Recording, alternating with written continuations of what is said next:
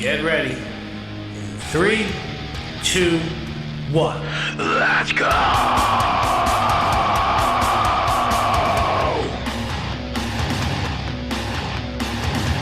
Hail and welcome, witches. You're listening to Witchcraft Grenade, where we do no harm, but we take no shit.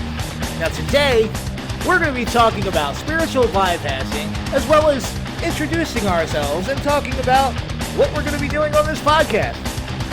So, grab yourself a drink, twist one up if you're about that life, and let's get after it. Welcome, everybody, to Witchcraft Grenade. We want to thank you guys for sticking out the time that it has taken for us to actually get an episode up, seeing as we had some technical difficulties. We had an episode recorded, and then my hard drive decided to take a shit for other stuff that we had. So here we are, starting over with our podcast. I am your host, Cloud the Pagan Rapper, and I just want to say, people, it's pork roll, not Taylor ham, alright? Well, hello everyone. I am Lady Bookdragon, and I am so enthusiastic about corgis, I talked a couple of Jehovah's Witnesses off my doorstep. Yes, that is awesome. I didn't even realize they were Jehovah's Witnesses until after they left, and I looked at the pamphlet they gave me. I'm like, oh, that just happened. That's awesome. And it's my sibling's favorite story to tell people now. That is awesome. It's pretty funny. So, this being our first episode, again, I guess we can kind of call it episode 1.5, if you will, or episode 1, it's like 2.0. It's like that one meme you see going around. It's just like, I wish I was 14 again. I want to fuck up my life in some different way. I have no ideas. Absolutely. So, one of the things that we plan on doing with this podcast is, talk about witchy topics, having some fun segments, but we want to have fun with what we're doing, but still come off relatively educational, and really just the idea behind this is real witches, real talk. So, Lady Bookdragon, this being our first episode, why don't you go ahead and tell us a little about yourself? A little? A little. A little. You did kiss the Barney Stone, so...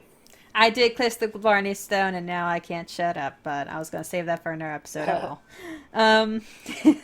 So, long story short, I was raised Roman Catholic, and I'm sure a lot of recovering Catholics, as I found out were called, will understand why I left the church. It doesn't really let you... The parish I grew up in was very nice. They weren't like, you're going to go to hell. They were very nice, but it's just like they didn't like questions. Like, okay, well, if Adam and Eve are the only people and then they left, did their children have sex with each other, or were there other people, and how those other people get there? That you get a lot of non-answers if you ask stuff, or like, why can't a woman be anything other than a nun in the church? Yeah.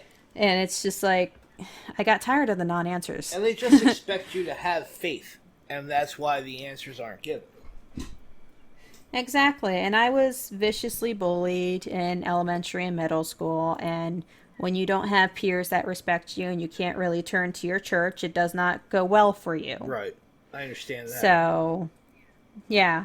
So I want to say 12 years old. Like, I threw everything I had into Catholicism. I was an altar dancer. I was an altar server.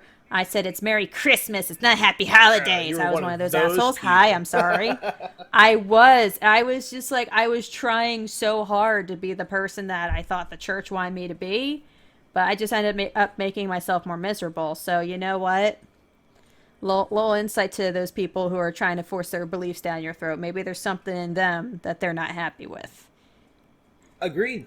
But, just throwing it out there. It's still not right, but so at like 12 years old, I Just had it. well, I just had it because at 8 years old, we moved into this house that my parents still live in, and it had a red-eyed man who is a fucking Get 'em. coward. And you want to know why you never fucking hear about red-eyed shadow man? It's because they never fucking come to adults. These creepy little motherfuckers get their kicks off on tormenting kids that don't know any fucking Get better 'em. because they're too weak. They're fucking too weak. Wow. We're not family friendly, but it's just like they are too weak to face an adult and try to spook them. No, they gotta go with the children, like a fucking That is creeper. fucking great. So, But it's like, that's so awesome. 8 that happened. I prayed so hard for God to protect me, and He never did. And at 14, I became agnostic. I started studying witchcraft, but I didn't have the balls to really drop what I was believing in and take this path that I really connected with, but it was so against everything I was raised to believe. I was like terrified of it. But I really it's like I want to, but I shouldn't. I want to, but I shouldn't. But so like 10 years of reading, and finally after moving out, I met you, Cloud, and actually started practicing, and I've been practicing for almost 5 years now. What happened to the red-eyed man, you ask? Well, when I was 21, yes, that much time had passed. I finally told him, I have enough of this. I'm not scared of you anymore. It was like midnight. I remember this night. I'm getting a glass of water. I feel this motherfucker standing behind me. And he's just like, and I'm like, you know what? I'm done. I'm done. I'm not scared of you anymore. I'm done being petrified of you. And I turn around. I'm ready to face this motherfucker. He up and leaves. Yep. I haven't seen him That's how since. that It's like, works. really? That's all it Yep. took? So that's my background in a nutshell. I work as an orthodontic receptionist.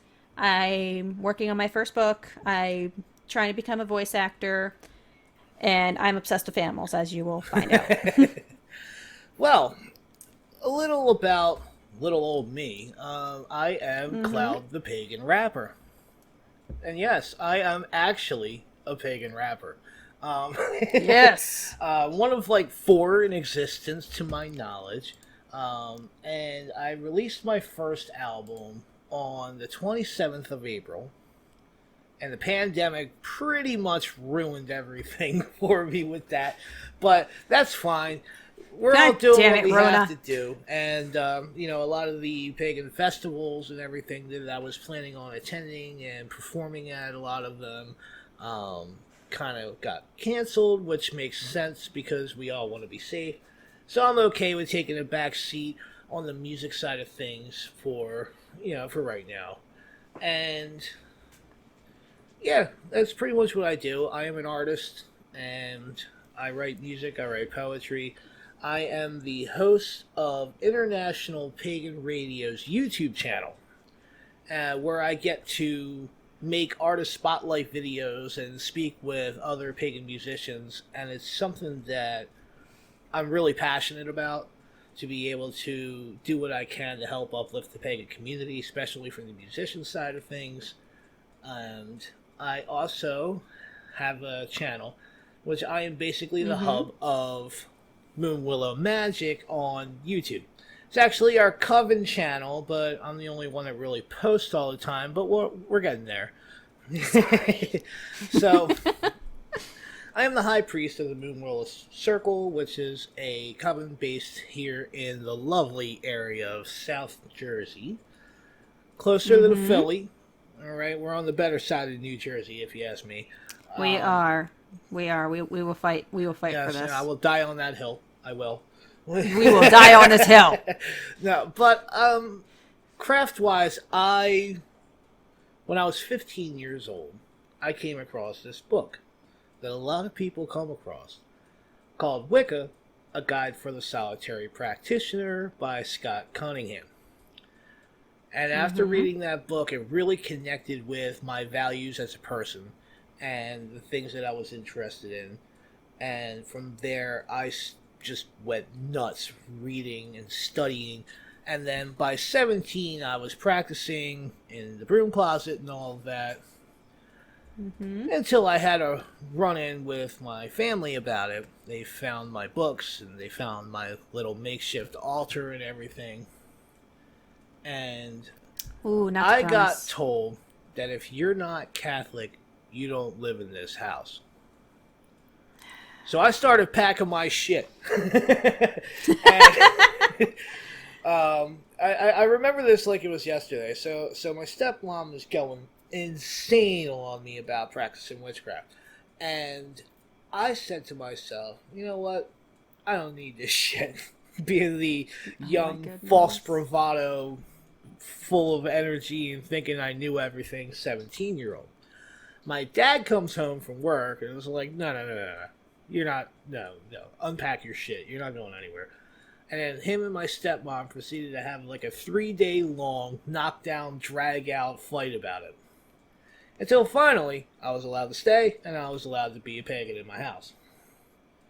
Now, my family Yay! still doesn't really get it, which is fine. I don't need them to, but at least we're respected now. But I've been in practice for over 20 years now, so one would figure something would have broke eventually anyway, right? Mm-hmm. And, I'm a veteran of the U.S. military. I take that space as a veteran very seriously as well. I suffer from PTSD, and I am registered as clergy on Joint Base MDL, McGuire, Fort Dix, and Lakewood, to be able to be reached out to by pagans on post when they reach post if they need be and they're looking for some form of clergy. Um, which is something that I also take very seriously, even though nobody's reached out to me yet, but I am ready and able for that at any time. Uh, You do take it seriously, almost too well, seriously. it's my passion. It's what I do. I answered a calling, and I take it seriously. So, but I Mm-hmm. also like to have a lot of fun. I'm actually kind of a shithead. So, um, so we started this podcast. Lady Bookdragon and I decided that we wanted to do a podcast. Mm-hmm. And Well, you more had a vision of us doing a podcast, and I was on yeah, board with it. I had a dream where we were doing this podcast, and it was something that we both really enjoyed and that we both got a lot out of. And it was also a way for us to challenge ourselves to talk about topics and stuff. Now, the Mm-hmm. name Witchcraft Grenade, though, I think I'm going to No. let Lady Bookdragon tell this story on, Oh because it comes god. from an inside joke within our coven, but I think you all should know. So, by all means, you have the floor. Oh no. Okay, so we were at the Yule Bazaar, and there was this one shop, and I wish I remembered the name of it because they had good shit. They did. But they had these glass bowls, like little like ornaments, but they had like, sage and herbs and salt and everything in there. And I didn't look at the name. I was just looking at these orbs and asking them what they were used for, and she's just like, "Oh, well, it depends on what you put inside." And I'm like, "Oh, so if we smash this on the ground, it's like a witchcraft grenade." And everyone around me starts bawling. They're laughing so hard. And I'm like, what'd I say? All right, so so mind you, Like they start laughing so hard, and I'm standing here like, what's so funny? mind you, while this happens, right now, this is a Yule ornament, right? It's basically a spell jar, but like a Christmas ornament to be hung on your Yule tree, right? And while we're doing this, we're actually taking our seekers in our coven around from store to store and explaining to them what all the tools do and what a lot of the gemstones do. Like, we had to stop at Lady Mystic Moon, and she gave our seekers a little class on gemstones, and like, we were just kind of hitting all the bases and talking about all of the things you could use for your altar and all this stuff, and this literally class is in session, and then here comes So this is like a witchcraft grenade, right? So we just died laughing, and it's definitely one of those you had to be there things, but the irony of the situation I was just was looking great. around like I was being serious. What are you laughing about? And this happens with me all the time. I'll say something that's completely thoughtless, and everyone around me starts laughing, and I'm like sitting there like, Wait, what? okay.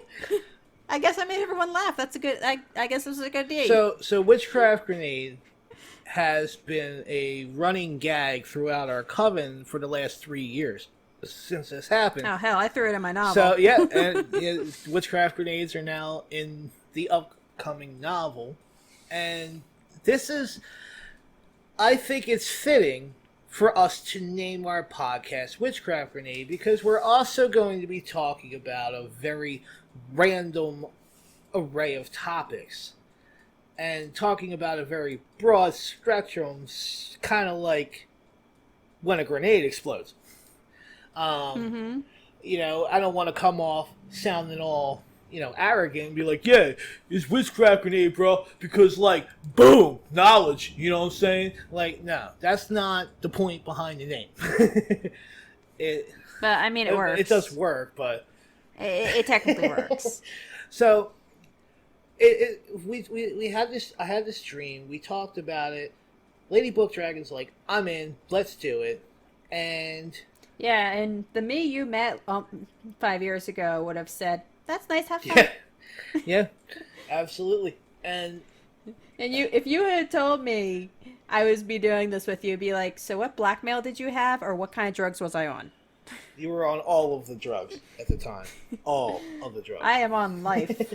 So, one of the things that we plan on doing every week, and this is going to be one of our opening segments to the show, okay, is we want to make sure that the people out there listening, all of you guys out there listening to this, know that what we're talking about is coming from a real witch in real practice, and that we are doing our best to be our authentic selves while doing this podcast. So this segment that we like to call Walk the Path, not Talk the Path, because to properly put the teachings of any kind of practice of witchcraft or traditions and incorporate those into your life is very important to the actual practice of witchcraft. So we walk the path here, we don't talk the path. So Lady Bookdragon, what did you do this week, or since it's the first episode, what have you been into lately that has you walking along your path? Well, thanks to Witch Talk, which we do want to get into Witch Talk later, but I'm just going to say right now, thanks to Witch Talk, I have really expanded on what you can do in witchcraft. I found pagan veiling is a thing, which I have had affinity for scarves ever since I started my path. I've been collecting them. I had no fucking clue why. I've just been collecting them. I'm like, oh, this is so pretty. And then I'd be like, oh, when will I wear it? And they've all just been kind of hanging out in my closet away from my cat because he wants to play with them. But I found out pagan veiling is a thing. It's not cultural appropriation. And I was like super stoked. So that's what I've been doing for the past couple weeks is veiling with like nice bandanas or just wrapping it around my head. I haven't done actual like wrapping at work, but I'm practicing at home. And I even found this nice Facebook group for pagan Pagan rappers? Pagan rappers. I am also a pagan rapper. Yes. You wrap your head in scars. I wrap my head. And it's been very supportive, very uplifting, and I find I don't bitch about work as much, which, don't get me wrong, I work a 4-day work week, and I am a total advocate for it. It's just coronavirus has made my job super stressful, and being an orthodontic receptionist, I'm in the medical field, so I cannot really discuss what I do at my job because it might violate HIPAA as much as I want to go. This guy. Disclaimer. I'm sorry. So we've already made this. We made the decisions to kind of cut work, kind of keep work talk out of our Yes. podcast. Yes. So now, me personally, literally 2 weeks ago, I took an entire week off from the coven and from self promotion for my album and all of that, and YouTube and everything that I do. I took the entire week off and I focused on doing some shadow work, um, which is something that I hadn't sat down and done in years, even though the idea of shadow work is literally the first thing that we go over with seekers when they come to take classes with our coven. So Mm-hmm. I took time to do my own shadow work.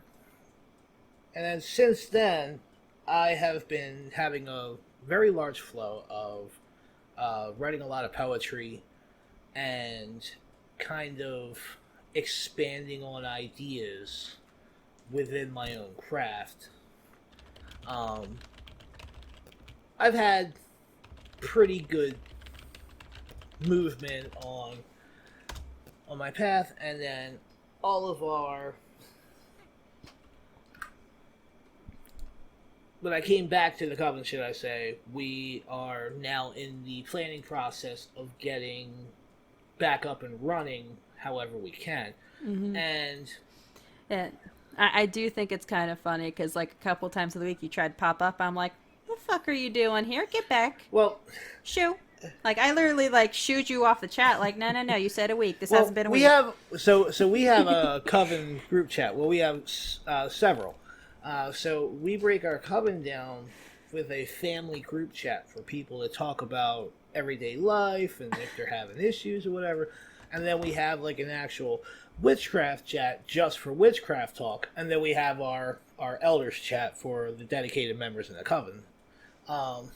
So sometimes there will be like 200 messages, and that's Oh my god, it that's gets not to nuts. mention all of the Facebook hits I get and all of the other stuff.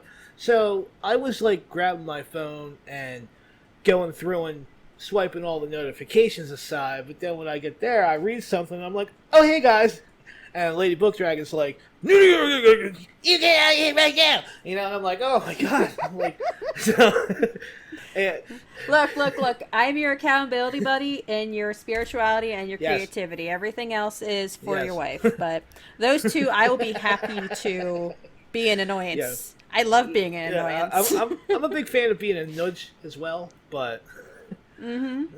Yeah, we are creative and spiritual accountability Yes. buddies because he's the high priest and I'm the high priestess, so we gotta kind of keep each other accountable and keep each other in check. we definitely do a good job of keeping each other in check.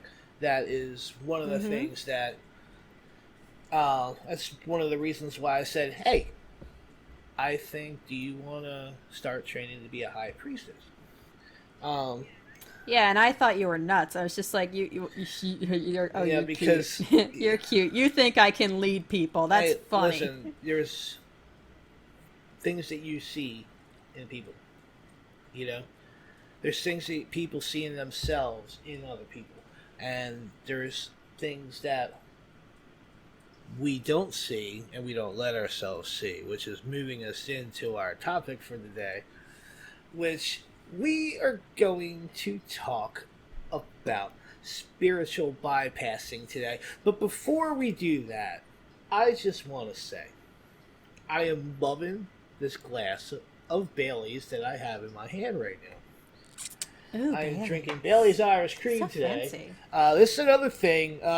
We're basically sitting here drinking while we're doing this podcast, so usually by the end of the podcast, we might be a little slack-jawed, a little loose-lipped, which is fine. It's one of those things too. If you don't like it, don't listen. It's fine. It's whatever. Mm-hmm. But we're enjoying ourselves while we're doing this, because if you can't have fun doing what you're doing, there's no sense in doing it. So what are you drinking over there? All right, so I'm a bit of a. I want to say there's an alcohol I've never liked, but I would be lying because I really cannot get into those mass-produced beers. I mean, I not obviously neither of us are touching Corona, but I never liked it to begin with. But like Bud Light and all those beers, I just never liked it. It just tastes awful to me. Budweiser is awful. So I like more like local beers, like Samuel Adams. I'll go for, but that's more of a regional beer.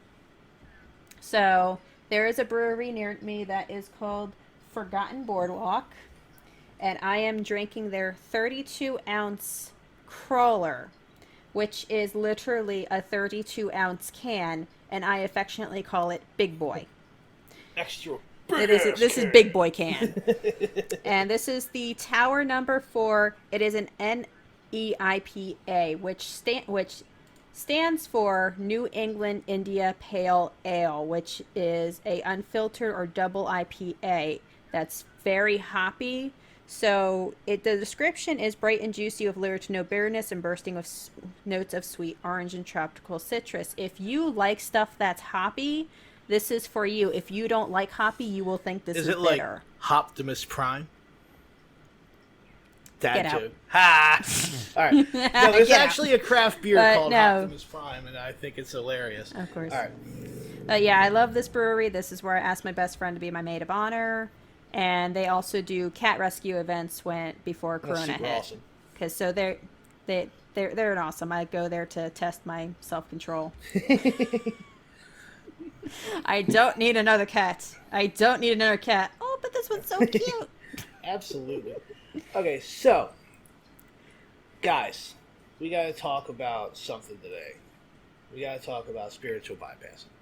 And yes, I personally think that the idea of spiritual bypassing does have a little bit of merit given situations that you could be in your life. But it's also very possible to turn your spirituality into a crutch to where you stop taking responsibility for your own actions. Absolutely, positively. It is not an awful thing. Sometimes it is a defense mechanism, as we will go into. But if you constantly rely on it, you don't grow. Right. You don't grow as a person. Some things you're witnessing life. You're not. Yeah, there's some things that you have to take on for yourself to be able to learn the lessons that are there for you to learn. And you know, a lot of the idea, this happens in all religions too, it's not just witchcraft, you know, like the whole Absolutely. Jesus take the wheel idea, you know, it's like, or it's like, you know, I'm gonna let God sort this out. Well, what if he doesn't, you know? Like, and then next thing you know, here you are going, show me a sign, give me something, you know, and it's like Yeah, well, it's much like when I was praying to have the entity removed from my room. God never removed the entity, so I just spiraled into depression thinking I was unloved and unworthy of love, which when you're, 11, 12 years old and you think you're unworthy of love, that's I think we can all know how bad of a precursor that can be for the rest of your life. Absolutely. Yeah. But, I mean, like, so there's a lot of psychology behind this idea of spiritual bypass. And I know you love reading about what makes people tick and everything. Yes. So I'm one of those white bitches that love to learn the psychology of serial killers. Don't get me started. Oh, God. That's for another episode. I'm just saying, Aurora Teagarden can't do it all herself, okay? She can't. But that's for another day. I'm sure that rant's going to come out eventually. But, yeah. So, I know you've done some research into the psychology of it. So what are you looking at with spiritual bypass? Oh. All right. So the actual A spiritual bypass or spiritual bypassing is a tendency to use spiritual ideas and practices to sidestep and avoid facing unresolved emotional issues, psychological wounds, and unfinished developmental tasks. The term was introduced in the early 1980s by John Wellwood, a Buddhist teacher and psychotherapist. Psychologist? No, psychotherapist. Yeah. So I went on to Psychology Today, and there is a couple of articles on spiritual bypassing where it goes into its used to compensate for challenging traits such as low self-esteem. Hello. Hi. Hey. It's me. Social isolation, other emotional issues. They corrupt the actual use of the spiritual practice. That's very important to know. They corrupt the actual use of the spiritual practice. So, really, the psychological part of the spiritual bypassing. It is a defense mechanism for the brain to kind of try to pump the brakes, say, I can't take anymore, I need to take a break, which is fine. It's perfectly fine. A lot of the way we see things, if you break it down by the psychological standard, is another way the brain tries to function. Right. So, which is why I really like the psychology articles, because you kind of try to figure out, like, why your brain is doing that. And if you figure out the why, it's easier to kind of figure out how to fix it. Yes. So, Psychology Today goes into, beware of spiritual bypassing. Why do we avoid things rather than accept them? Because spiritual bypassing as a whole is an avoidance. It is, like you said, Jesus take the wheel. So this is like, say, I was having an issue with someone that can't be resolved. I'll look at it like, you know what, there's something in them that's wrong with them, and it's not me, and I'm just going to let this be what it is. That's another way of bypassing a situation. It's like you're not looking at this and seeing, what could I be doing on this end? It is, well, it's all on this person. Yeah. Which I've had that done to me, and it's fucking frustrating. So, one of my experiences that I have, definitely turned to a spiritual bypassing was when I was in the military, and I found myself overseas, and, I don't really talk about that much, nor do I plan on it, but to get, to make a long story short, saw some shit, and in the midst of dealing with that shit, I definitely turned to my spirituality and kind of unassumed responsibility for myself for a while through that. And you're right, it's definitely a defense mechanism that we use where we turn our spirituality in front and take a back seat for a while. Yeah, we hide behind the spirituality, which is not awful in itself, but if that is all you do, you're not being spiritual. Right. You're basically tainting the very thing you're trying to impersonate. Now, when it comes to witchcraft in itself, and we're gonna kind of go into Wicca here, okay?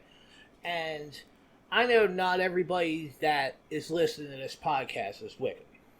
That's perfectly okay, but the difference between the two, right? Wicca is your religious side of things, while witchcraft is an actual practice, okay?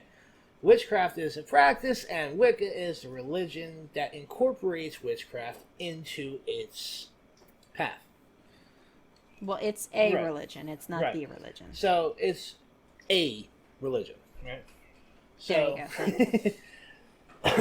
See, checking each other. So now, if you're looking at it from a spiritual practice standpoint of witchcraft being your spiritual practice, whether you work with deities or not, it's still very easy to find yourself being reliant on casting magic. Or, I have to have everything in order, and I gotta make sure that I'm wearing this crystal this day and all this other stuff. When you do this, we do this as a focal point for our own energy to kind of see things through for the day. Right? It's also very easy to become overly reliant and to the point where you're anxious when you don't have something. You're not prepared for a situation that comes up because you don't have your tiger's eye on that day or whatever it is. So like it's kind of a double-edged sword. Yeah. Yeah, well, even in Wicca, there's a lot of spiritual bypassing where people think they can only be love and light.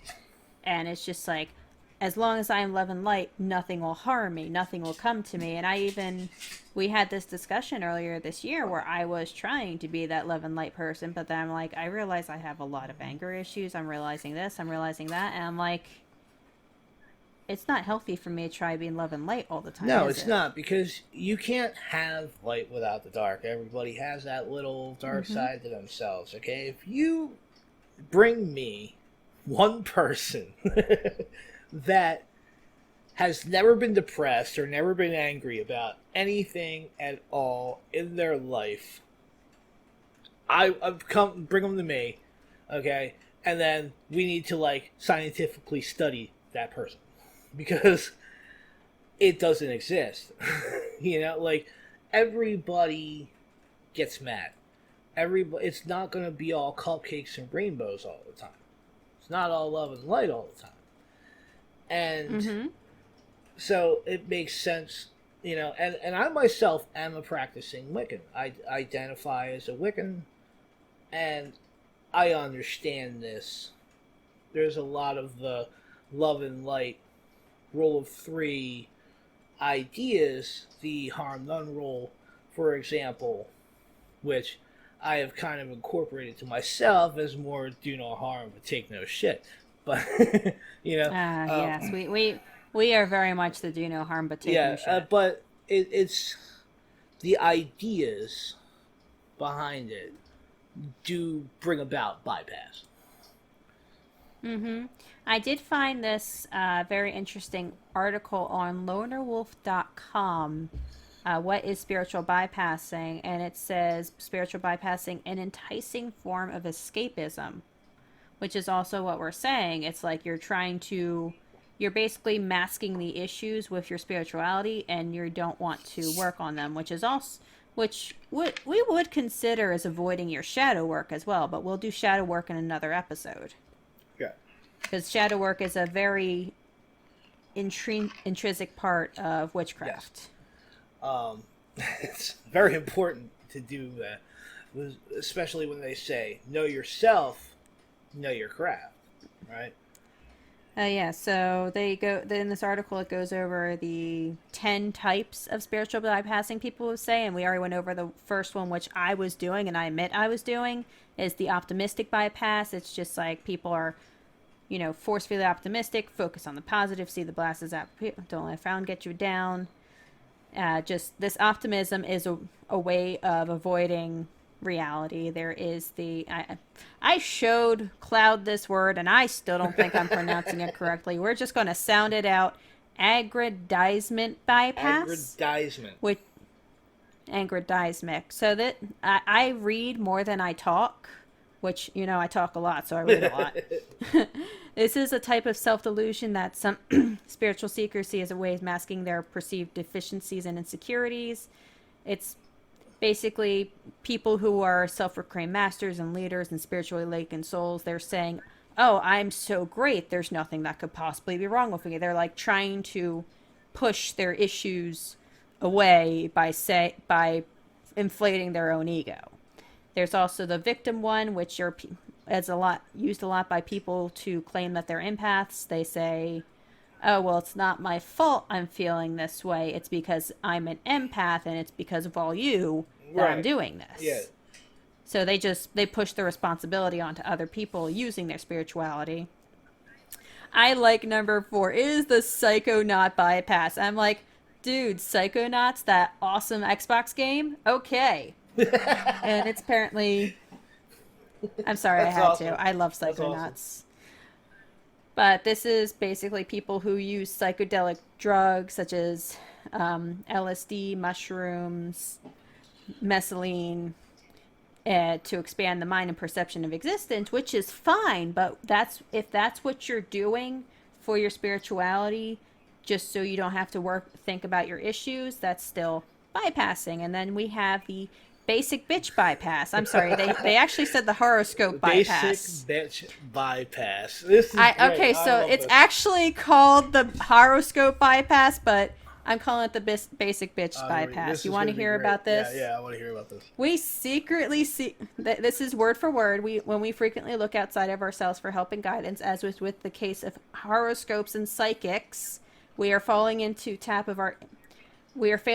into our inner well springs of wisdom and strength, and allowing external predictions to control the outcome of our lives. The horoscope bypass is derived from fear and mistrust of ourselves, our inability to make decisions, and our inability to deal with anything tough that comes our way. So really, if Brittany, excuse you, or bless you,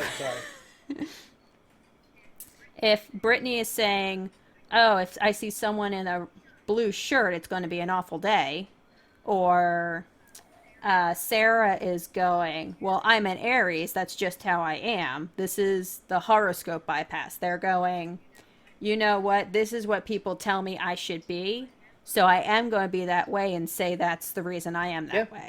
And you know what? Which is why I said basic bitch, because everyone's just like, "Oh my god, I'm an Aries." Mercury's in retrograde, so everything's fucked up. Terrible. Well, I have an entire book on Mercury retrograde, and it's actually really cool. But we'll talk about that when Mercury... Are we in a retrograde right now? I don't think we are. Uranus retrograde, right, which people are panicking about, but I think that happens every year. I've studied a lot of things panic about... in witchcraft, but astrology is not one of them. Yeah, well, Mercury retrograde technically happens 2 to 3 times a year, and people are going, "Oh my god, it's the worst thing ever." And it's like, no, it just means you need to be more cautious. Yeah, I mean, it does bring a shift in energy, but... Mm-hmm. I'm not saying it's completely bullshit. It does have an effect, but if you're smart and understand what you're working with, and just use this as a guide to go, okay, so I should be avoiding this, and I should be focusing on this. Not going, "Oh my god, we're in con level 2! Yeah, like, it's like... people just blaming the planetary alignment for their problems. Exactly. So, going on from the basic bitch bypass. I'm sorry. That's the fucking best right there. The basic bitch bypass. Am I wrong? No, you're pretty much dead on with that. But okay, so I mean, listen, we're not knocking astrologers or psychics or anything like that, because I definitely merit. I'm studying I study astrology, like I'm studying it. I'm not an expert on it. I'm still like in that beginning stage, and I am also a textbook Taurus. Now, does that mean I'm going to say, "Oh, I'm materialistic, I can't control my shopping"? No. Right. Does that mean, "Oh, I'm a homebody, so I should always say no to any social encounters"? No. I'm supposed to be stubborn, which I am. I fully admit I'm stubborn. That's why I kind of have to step back and go, you know what? Am I being stubborn about this whole situation? Probably. See, that's... probably. I mean, I'm a Libra, and, So it's taking it into account and working with it. It's not going, "Oh, well, this is why." Yeah. And then not doing anything about it. That's when it becomes bypassing. So going back to the list, we have the Saint bypass. So the Saint bypass is extreme, like black and white thinking, promoting the underlying belief that spiritual people can't have a dark side that would make them unspiritual. Oh. And this is an avoidance of one's shadow self. Da, Drink. da, da, da, drinking. by overcompensating for the guise of sweet heavenly exterior. Self-sacrifice is the major syndrome of this type of bypassing. There's spiritual guide, which seems very self-explanatory. No matter who the spiritual guide is, they're going to protect us from whatever we're doing. Saying, "Oh, I have a spiritual guide. It's okay," and doing whatever. That's no. I know a couple of people that do that. Oh my god. But basically, placing your faith in our being's power to ward off danger and keep us safe, instead of believing in your own power, which is the core of witchcraft, is believing in your own power.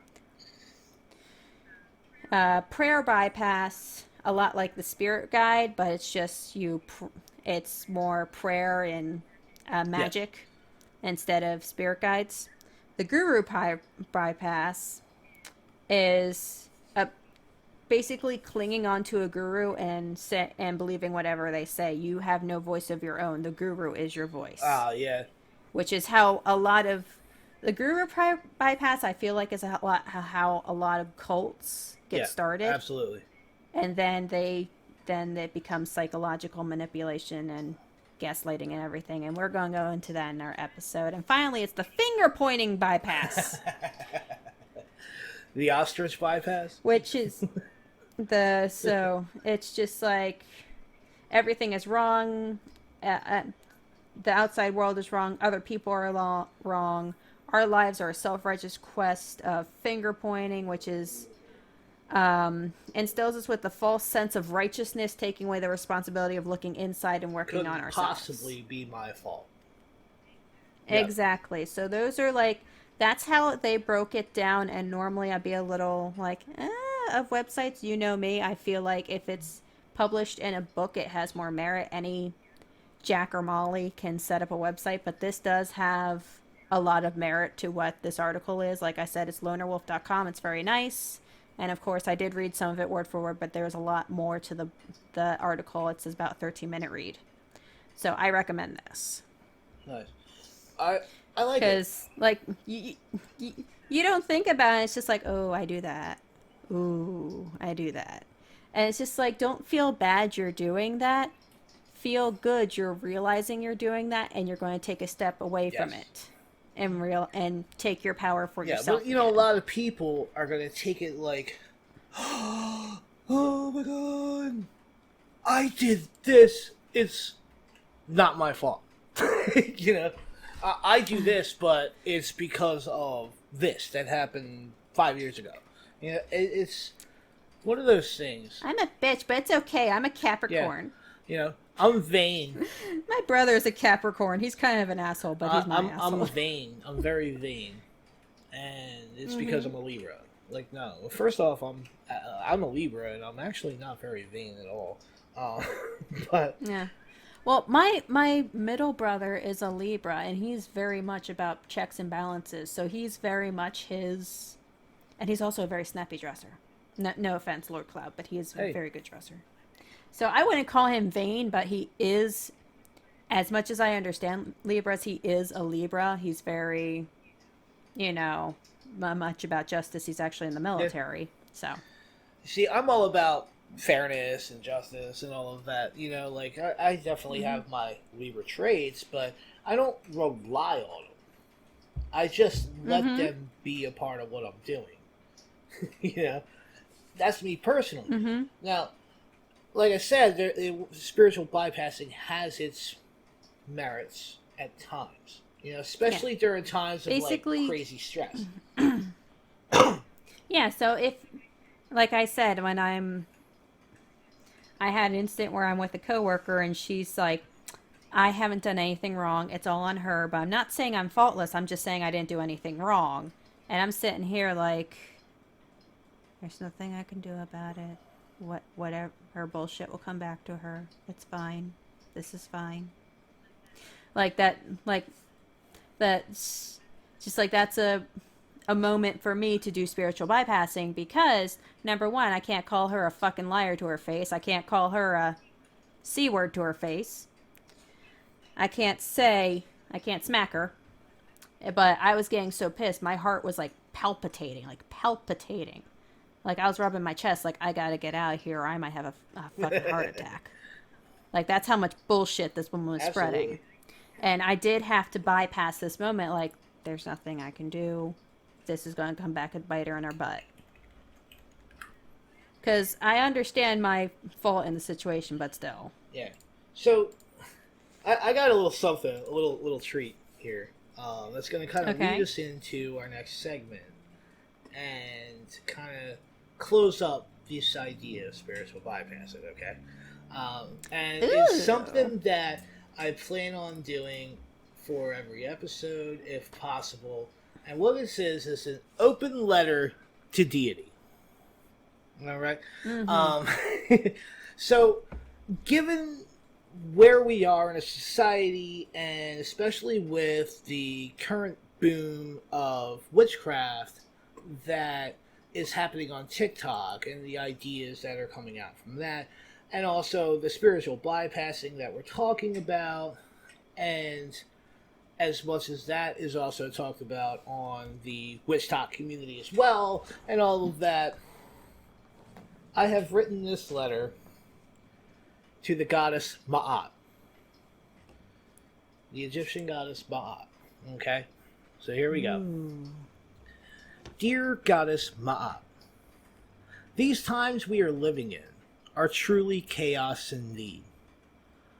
It is within my humble opinion that now more than ever would be a great time for your 7 pillars to come back and hopefully become a trend.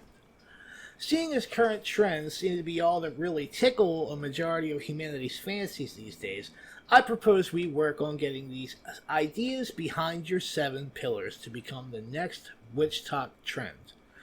Hopefully, the hashtag BabyWitch community will follow this and incorporate these ideas of truth, justice, harmony, balance, order, reciprocity, and propriety, if only for the week or two that this train remains in prominence, before it's replaced by magic using sweaty gym socks or hexing the moon or something ridiculous like that. Valuable lessons will be learned. Lessons of truth, being honest with themselves and others, all the way to the idea of propriety, handling their own business, and taking responsibility for their actions. To the point where people who consider themselves spiritual do not leave everything up to deity, thus spiritually bypassing the responsibilities and roles to be played in the play of life. For life, to not be constrained to the idea that within humanity, we are mere thespians, playing a role in some grand opera. We should stop acting and start being. Goddess Ma'at, the pillars you represent are truly 7 core values of human behavior that we can all learn from. But remember, we only have 15 to 60 seconds at a time to get our point across, or else your ideas might just be swiped away with a single motion of a finger. Maybe a popular song and a picture of a cat will help keep your attention. Egyptians like cats, right? Who am I asking? Everybody does. Goddess Ma'at, I thank you for these teachings. Fairly well, and blessed be. Blessed be. So, we gotta talk about Witch Talk. We can't not start this thing and not acknowledge what is happening on this app. There's a lot of mixed information, I will say, to put it plainly. And there's also, some good information out there, too. Yeah, I do have to say my 2 favorite creators right now are in a war over ducks. I don't understand it, but I'm 100% here for it. Yeah. I don't understand it, and I don't want to. They're like making duck crowns. One made a duck scepter. Now there's a duck sword. Now they're both making duck shields, and they're just trying to outdo each other, making things out of rubber ducks. And I love it. So TikTok in itself is something that I was amazed at the amount of seekers that are on Witch Talk. I don't particularly care for the term baby witch. I like... Yeah, we've decided seeker. Baby witch is very insulting. I like seeker, student. Novice is good. Yeah, baby witch, really. It just sounds cute and your house is aesthetic and yeah. Oh my god. Like, but it But really like yeah, it's just like the whole hexing the moon thing that happened. People are like, "Oh my god, we're a baby witch and we just hexed the moon." What do you think about that? Well, it's just like, well, looking inside ourselves as a community, do you think they felt that they needed to hex the moon to be taken seriously? I mean, they're going to get fucked up. They're going to get fucked up.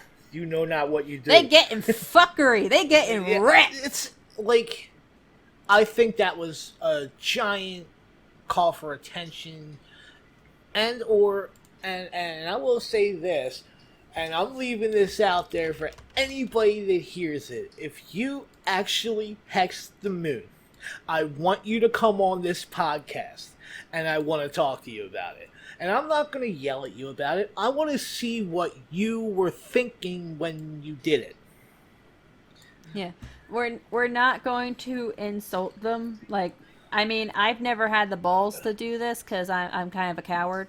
I mean, being completely honest about myself, I'm very honest. We're two very honest people. Yes. We are not holier than thou. We're like, look, we make mistakes too. We do our shadow work. We're people. We just want to help you be a better self. I have done my share of dumb shit in my life, especially magically. I am a dumb shit, so. But no, when I first heard it, I'm just like, this is a joke, right? So, and then, people start freaking out where they're like, oh my god.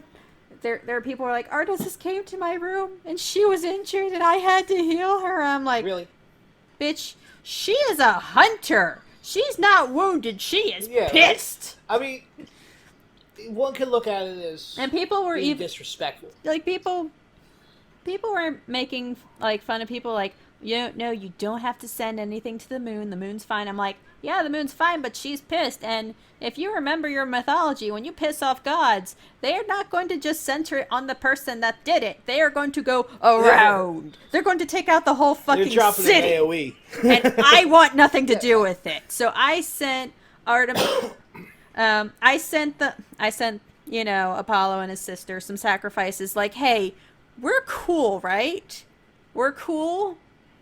And, their candles burned very cleanly.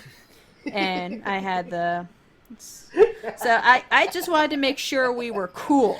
I didn't think they needed healing. I just wanted nothing to do with the shitstorm that was coming.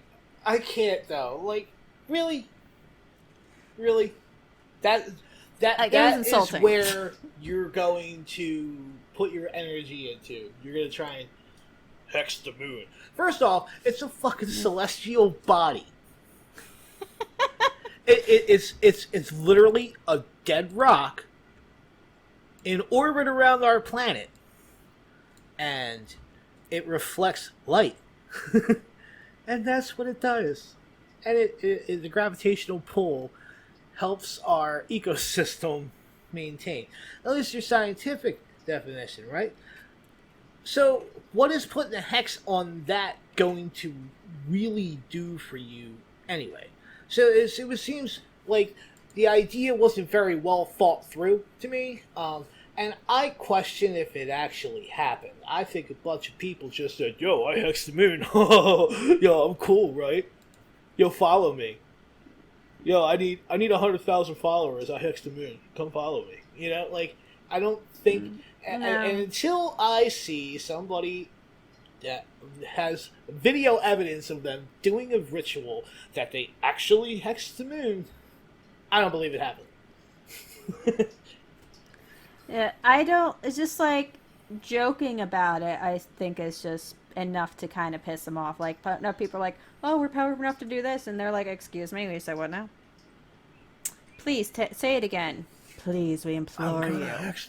It's just like that's the attitude I'm imagining coming from them. Powerful. And people were taking videos of their offerings like, oh, this is moldy, look at this, they are pissed. And I'm like, yes, they're pissed, but they don't need healing.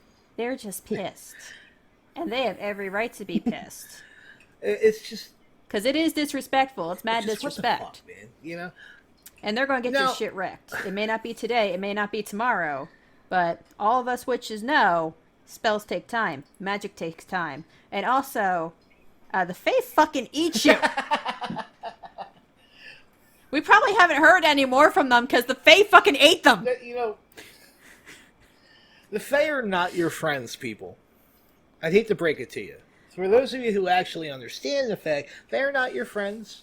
They're not, Well, you know, they can be. There is Fae magic, and if you understand what you're doing, they can be an asset to your magic. But, like, if you have no idea what you're doing now, you're fucked. It's just, come on. You know, study your path. And if that's the path that you're interested in, learn it. And learn it well. You know? Like, don't just jump in and try to hex the fucking Fae. Like, come on. You know? Well, like I said, I read these books for 10 years before I had the balls to do anything, and that's only because I had teacher. And now we're talking about witch talk, right? And we're talking about all of the negatives about witchcraft. But let's be honest here. There are some really good teachers on witch talk. And, you know, there are a few creators that I really like. I think we're thinking of the same one. We're probably thinking of Grammy Druid, right? She's awesome. Oh my God, I love her. And she has such good advice, especially she was talking about when you do magic, make sure your hair is down when you have long hair. And I'm like, shit, I never even fucking thought of that. And this is an elder that is putting out good information, you know? And she is snark. I want to be this woman when I'm her age. She is snarky. And there's another one that I kind of like, and she has a YouTube channel too on here. And her name is Astra Rose. I like her. She puts out good information. She asks good questions and stuff that make you think. But the one thing that impresses me is she is actually like putting together an online school for witchcraft. Like, she's doing work for the community, you know? And that is something that I really commend, you know. You gotta peel a lot of layers back from that onion on Witch Talk to get to the good stuff, the good information. There's a lot of people on there that have hundreds of thousands of followers, and they have been in practice for like 5 months, and I'm like, really? Like, thankfully, I don't think I've come across any of those people. I've come across all of them, man, and it's like, really? How? First off, how the flying fuck do you have 100,000 followers on this app? Because I'm trying to figure that out for myself, because I'm a musician, and that would be awesome, you know. But like, it's just. I don't. There's a disconnect there, you know, because a lot of the elders that are putting out really good information only have like 400 followers, and everybody's like, "Oh, you're gatekeeping." Like, no, they're putting out information that has been in practice in witchcraft for the last 40 years. You know, like, this is tradition, and if you're not about tradition, that's fine, but you still kind of want to read up on it so you understand where they were coming from. A lot of these people have dedicated their lives to the craft and uplifting the community and building the community that we have now. Like, you know, one of our coveners, you were asking for ideas on what would make some good videos for the YouTube channel, and he suggested, oh, why doesn't anyone talk about bone divination? And we're just like, well, we're pretty sure that's in a closed practice because none of us have any fucking clue about it. And frankly, we don't think we should go back around fucking with something that's probably in a closed practice. Yeah, I mean, you can if you want to. It's just like, there's a reason you probably can't find any information on it. Yeah, like, I don't see a whole lot of bone divination in books that you read. I'm sure that's in a few, but I mean, like, a lot of that kind of divination comes from, like, you know, voodoo or, you know, Santeria, and these are traditions that are mostly handed down through family bloodlines, not like something you're gonna read on the internet and just be like, oh, I'm gonna pick this up and I'm gonna read Bones because nobody else is doing it. Like. Yeah, on this one Netflix show that I really enjoy, and I hope they're doing another season, it's called Dark Tourist, and he actually does go to Africa to learn about. Uh, I forget the specific religion, so I'm not going to say hoodoo because I know it was in hoodoo, but religion in Africa that was, sacrificing chickens and everything like that.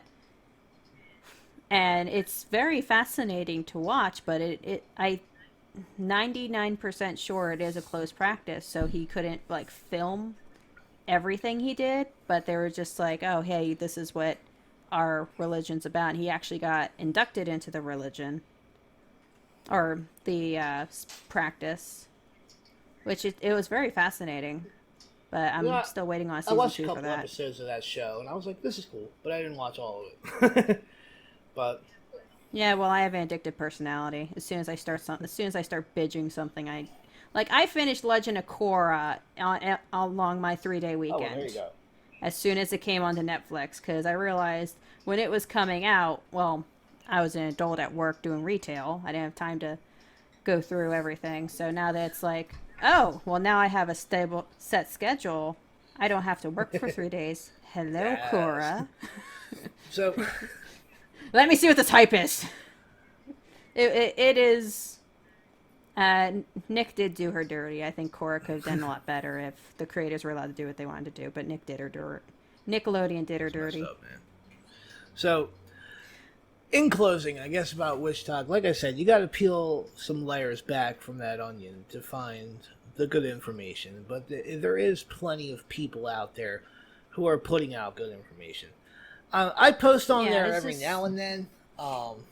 And usually I post about music, but every now and then I'll talk about a current trend. Like, I'm pretty sure I went off about that whole anime spiritual world thing. Oh my god. And this multiverse idea of anime universes that people could spiritually connect with. And yeah, the whole I Stand With Bunny incident. Man, like, okay. Which is that we will unpack that in another episode. We'll talk about that in another episode. But our next segment for the show is something that I am very happy about. Lady Bookdragon, you are sitting on a very large trove of shiny things and a lot of knowledge. Mm-hmm. I think this would be the time to explain the origin of my name, because obviously Lady Bookdragon is not my craft name. But, so, Lady Bookdragon, long story short, dragons like to hoard things. And I more like hoarding books than reading books. I have about 50 books in my to-be-read pile, but I have about 200 books on the shelf. So they do get read eventually, and they do not go on the bookshelf until they are read. And if you want to borrow from my hoard, I will blow flames at you. She's done it. She's not kidding. So, lady... Yeah. Just like... also, I did have this running joke of being called Mother of Dragons for a few years now. And it started because I was collecting little dragon statues, and then I got my bearded dragon, and people's like, oh, you're the Mother of Dragons. And I'm like, I guess I am. I like this. I like this name. I will keep it. But so I went into the Red Horde to find a classic that I think everyone should start out with. Now, this is Buckland's Complete Book of Witchcraft. Hold your judgment. I know there is a lot of issues with Bookland. We will unpack that in another episode. I want to talk about the book itself. This is not the end-all book. I'm going to say my opinion right now. Every single book that's ever been written has writer's bias. You cannot get all your information on something from one book. You need to collect multiple books and make your own opinion. You need to get multiple sources. It's like if you only get something from CNN or you only get something from Fox News and you don't look at other sources. Am I boring you, sir? Oh, he's got something to say, huh? Oh, someone's getting wordy. You just heard my cardigan corgi, Zwei, named after the corgi in Ruby by Rooster Teeth. He is a very chatty young lad, and he will be making his interjections from here in an episode from time to time, depending on how he feels. I think he's just groaning because I'm talking too much. Anyways, so this is a good resource. Like I said, it is not a Bible. It is not the end one. It is not the end all book. It is a good resource to just kind of dip your toe in. And if you have family who kind of want to understand what you're doing, I think this would be a good way to kind of like say, here's kind of the overall view. Yeah, I really like how it has a complete history, and it does go into the beliefs, the tools, the clothings, the covens, the rituals, the Sabbaths, and so on and so forth. So this, like I said, it's a good beginner book, but do not keep this as your only book. Yeah, definitely not. It's definitely a good beginner 101 book. It's very informative. And, I've read this cover to cover, and then I've lent it to somebody, and then bought another book. Bought another copy. It's one of those books that a lot of people will start with. And as you said, I'm gonna piggyback off of what you said about that. It is a very good book for a young pagan to hand to their parents or their uncle or whoever doesn't understand their beliefs, for them to be able to get an idea to understand what they're doing a little bit better. I mean, except for the part about being sky-clad in the five-fold kiss. Well, but, no, like we said, no book is perfect. Well, a lot of covens out there do this five-fold kiss. We don't personally in ours, because I'm not kissing the breast of one of my best friend's fiancés. Not doing that. But yeah, I wouldn't be comfortable with that it's either. one of those things, in modern times, a lot of people aren't comfortable with skyclad or something like that. It's just really up to how you see it. And that's one of the things, I think, of what you were leading into about how no book is perfect. Because your path is what you make of it. So the more information that you get from different sets of eyes on that information is paramount to your own path and your own growth as a witch. Yeah, because we all know that witchcraft is very much a self-empowerment path. Now, how can you empower yourself if you're blindly following the words of someone else? You can't. You have to collect your information. You have to sort through what speaks to you and what doesn't. And you have to create yourself with that knowledge that you're collecting. Right, like when we teach Seekers. So, by sticking... Sorry. I'm finishing. So by sticking to that one book, you're honestly just limiting yourself. Right. So, like, when we bring Seekers on in the Coven, our goal is to teach them to find their own path, as opposed to teaching a specific tradition. And then as members dedicate, we will add a part of their practice into our ritual, so that everybody has a little bit of themselves in it. Yeah, and I think that's what makes our magic work so well, is we have this complete openness and, what would you call it? Authenticity with each other? Well, they're definitely quite authentic with each other. We're definitely an eclectic coven, to say the least. There we go, eclectic. That's the word I'm looking for. But, we do follow the whole perfect love and perfect trust idea, even though that was a saying from a movie a long time ago. It speaks vibes to in a coven setting when you're working with magic, and you're working with magic with other people. You have to have that trust with them while you're working with them. So, that's one of the things that we do. We want people to find their own way. We just teach the basics and then kind of send them on their way and hold their hands while they're walking through it. For example, right now I'm studying the Draconic Path right now with one of our members because he felt called to the Draconic Path. So I'm walking it as far as I will with him on that. And I've collected books.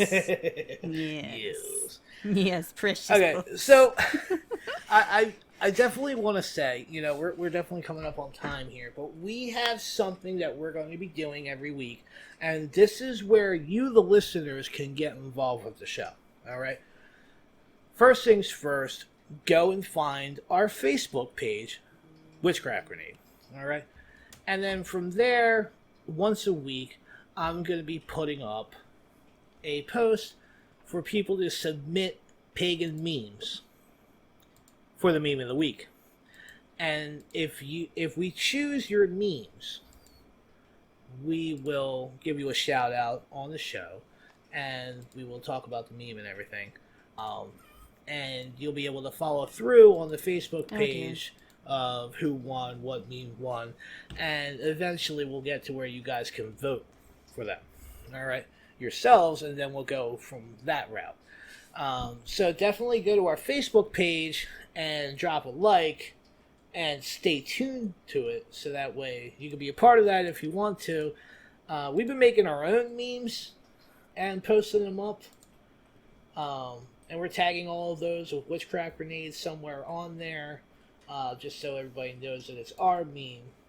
So those memes will not be in contention for the meme of the week for the show. No, we're not going to toot our own horn like that. Lady Bookdragon, your meme game is strong, all right? So for this first week, I know you've got a few up your sleeve to talk about, so... Oh my god, how do I narrow them down? Well, let's keep it to, let's say, 3. Oh my god, kill me. Alright, so there's... Alright, so here's a pagan one that... I'm going to keep it to the ones that are kind of relevant to what we're doing today. So the first one is Nobody. Fire and air signs. Due to personal reasons, I will be going completely off the fucking rails! And it's just like, oh look, that fits. And now this one's not a funny one. This is a Did You Know, which is a really fun page on Facebook. This is, like I said, it's relevant. Did you know sad, angry, jealous, and guilty feelings can make you a healthier person? Figuring out the reason for your negative emotions and learning from unpleasant experience makes you stronger. And that success can bring happiness. But when you suppress and ignore negative emotions, you eliminate the balance of good and bad, because the contrast of feeling sad is what makes feeling happy so wonderful. Happiness wouldn't really exist if you never truly embraced your sadness. It's very deep. Boom. Deep. Yeah, Drop that knowledge. That's a knowledge bomb. And we're going to bring up with a funny one that I found on Pagan Humor. Me at 16, I'm never going to be like my parents. Me now. Why the hell is every light on in this damn house? Link to that, 200%.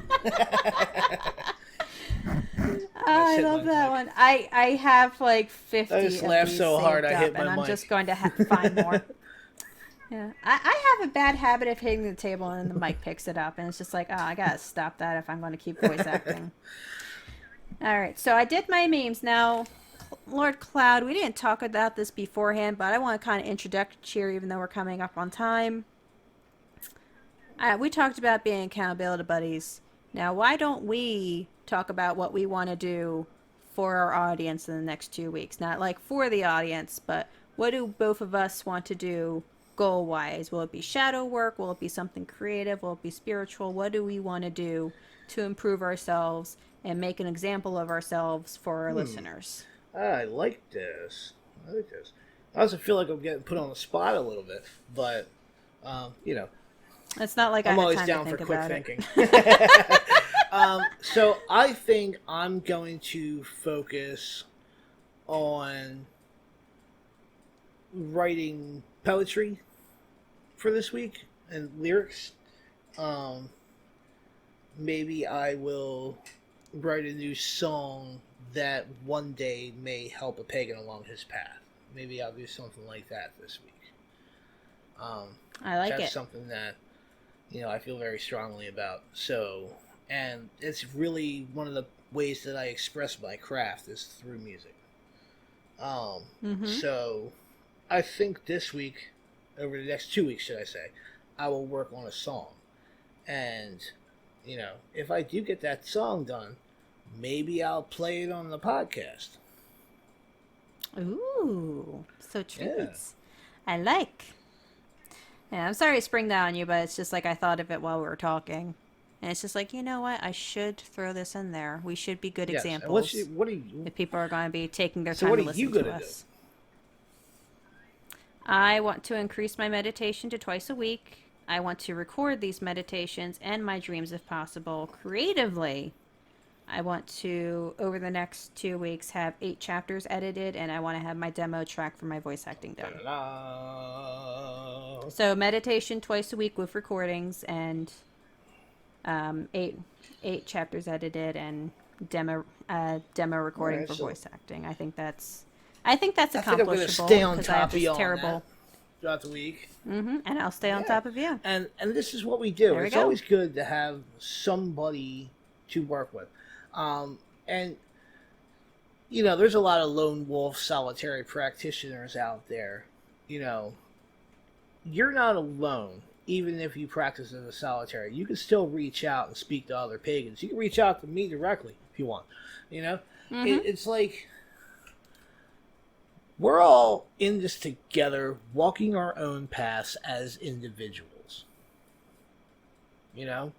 So, but we also have to make sure that we take the time to understand each other and take the time to help lift each other up, which is precisely what we're doing with this whole accountability buddy thing. So, I'm big on it. I like the idea, and I think we should do it. All right. Okay, so we are running a little long, but it is our first episode. We did have to do a live introduction, so we'll try to keep it down for the episodes we'll try to on now. But like I said, try. But like we said, we had to do introducing and kind of let you guys know that we do actually research our shit and know our shit, and we're not a couple of holier than people telling you how to live. We kind of wanted to establish ourselves in this episode. However you want to live. I personally see it like this, right? I've said it 1,000 times. If you ever go and check out Moonwool of Magic, you'll hear it too. When I say it's your own personal path to walk, right? But that doesn't mean you have to walk it alone. But anybody that's going to tell you that you're wrong is wrong for telling you you're wrong, unless if it's something outlandish where you're praying to a talking taco that shits ice cream. I mean, if enough people believe in the talking taco that shits ice cream, how is it not real? I mean, but basically, if someone says, well, this may not be the best way, have you thought of this way? I think would be the best way for you to think would be the way for you to acknowledge, what, maybe this person might know who they're talking about. Like, a very gentle approach, not a very blunt Yeah, like approach. I said, our goal is not to gatekeep.